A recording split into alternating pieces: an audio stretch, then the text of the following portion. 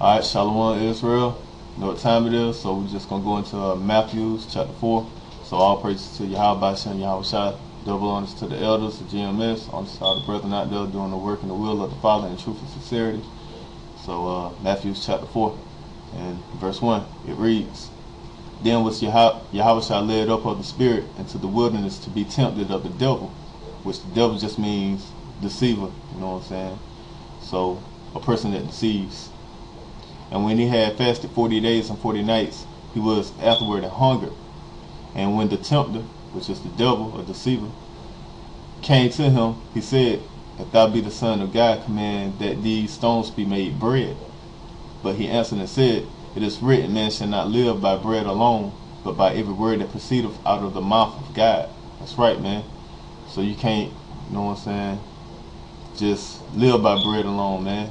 This word is what's going to keep you living, man. This word is what's going to give you strength, man. You know what I'm saying? Calling on the name of the Lord, knowing how to call on his name.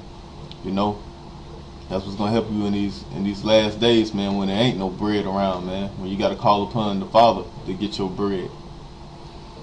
Alright, verse 4. But he answered and said, It is written, Man shall not live by bread alone, but by every word that proceeded out of the mouth of God.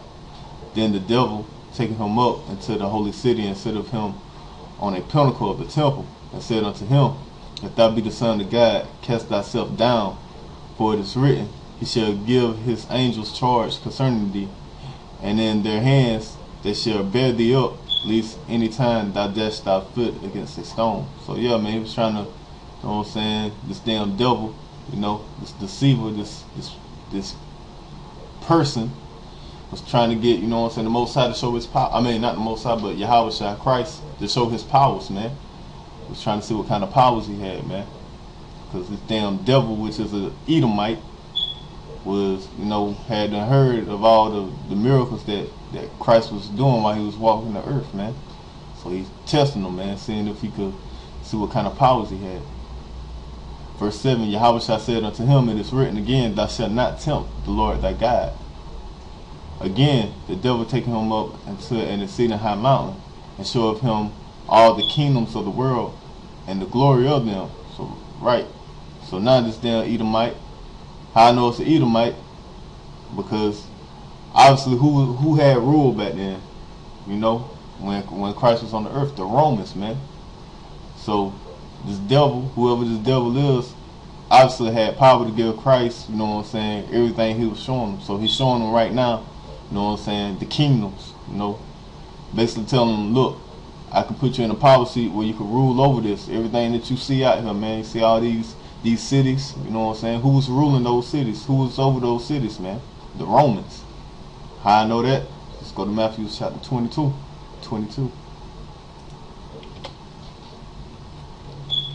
Start at verse 15. Then went the Pharisees and took counsels how they might entangle him in his talk.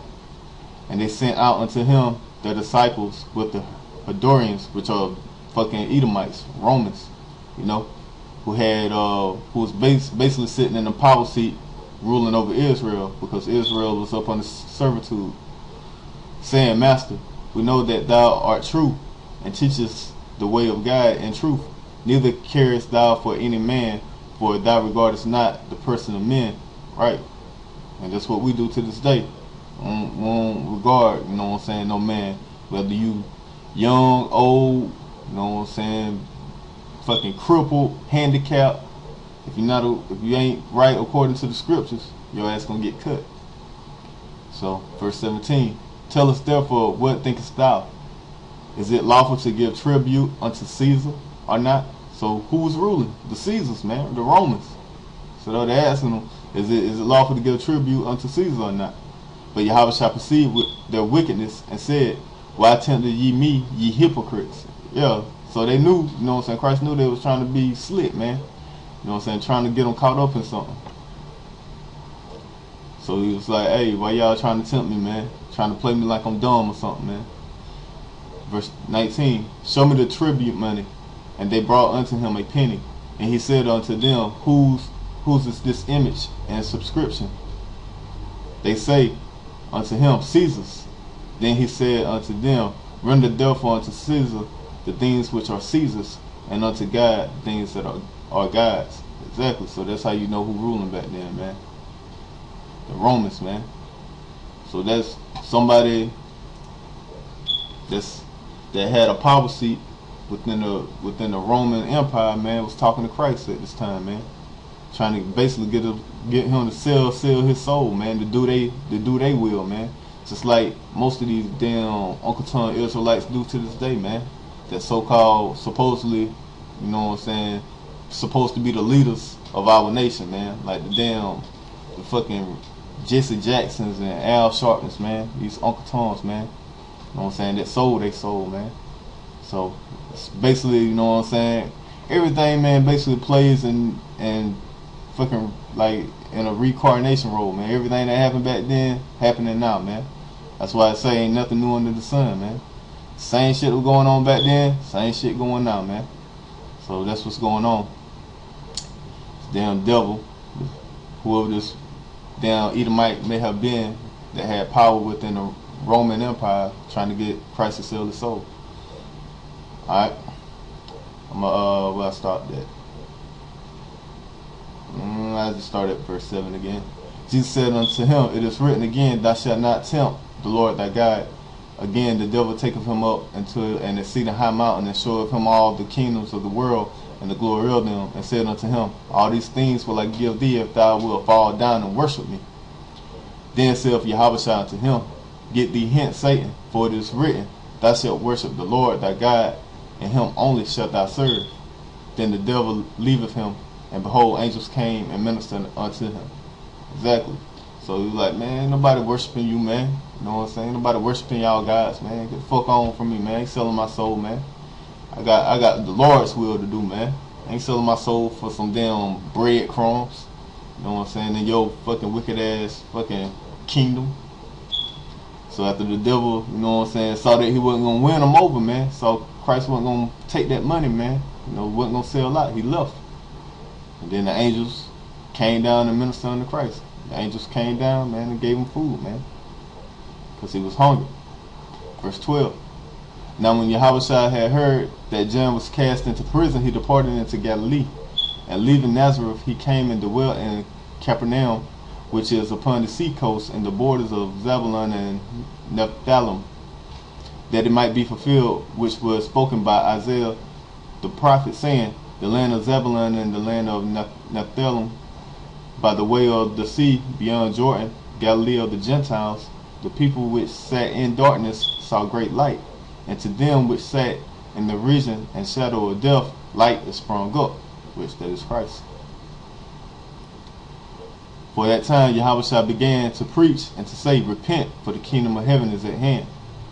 So this is Christ, you know what I'm saying, finally starting to preach the word now. And Yahushua, walking by the sea of Galilee, saw two brethren, Simon called Peter, and Andrew his brother, casting a net into the sea, for they were fishers. And he said unto them, follow me, and I will make you fishermen of men. And they straightway left their nets and followed him. Just that easy, man. You know what I'm saying? That's how quick the elect and the 1/3 get this, man. As soon as they hear it, they understand it, man. They roll with it, man. You know what I'm saying? Andrew and Peter just straight up just left work and followed them right off the bat. As soon as they heard it and heard the word and heard what it was about, straight up following them, man. No questions asked, man.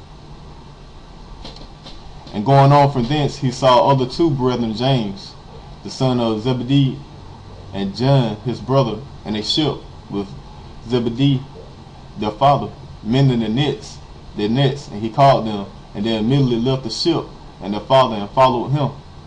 And Yahushua went about all Galilee, teaching in their synagogues and preaching the gospel of the kingdom, and healing all manner of sickness and all manner of diseases among the people. And his fame went throughout all Syria, and they brought unto him all sick people that were taken with divers diseases and torments, and those which were possessed with devils, and those which were lunatic, and those that had the palsy, and he healed them. And there followed him a great multitude of people from Galilee, and from Decapolis, and from Jerusalem, and from Judea, and from beyond Jordan. So that's chapter 4, man.